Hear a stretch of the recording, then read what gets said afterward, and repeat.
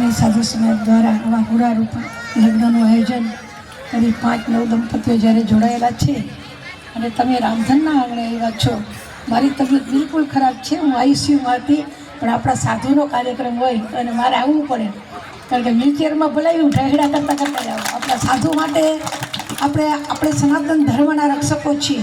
આપણે ખંભે ભેખ એટલે કે ભેખ લઈને નીકળ્યા છીએ, તો સનાતન ધર્મના રક્ષણ માટે સાધુ સમાજ એક થાય અને આવા સુંદર કાર્યો થતા રહીએ એવી ભાવના. હમણાં હું જાજીવાર હું નિવૃત્ત માણસ છું.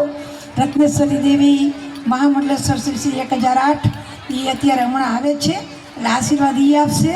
જો દીપ પ્રાગટ્ય કરાવો આપણો કાર્યક્રમ શરૂ થઈ જાય. એટલે બધાને ખૂબ ધન્યવાદ. આયોજકો, સ્વયંસેવકો, દાતાઓ અને 9 દંપતીઓ જોડાયેલા ને એને મારી વિનંતી, કદાચ દુઃખ આવે ને તો સહન કરજો બાપ. તમારા જીવનમાં ખૂબ આગળ વધો.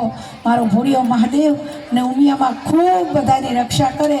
અને હું તો નિવૃત્ત માણસ છું એટલે બહુ જાજુ નહીં બોલી શકું, પણ છોકરીએ કીધું મને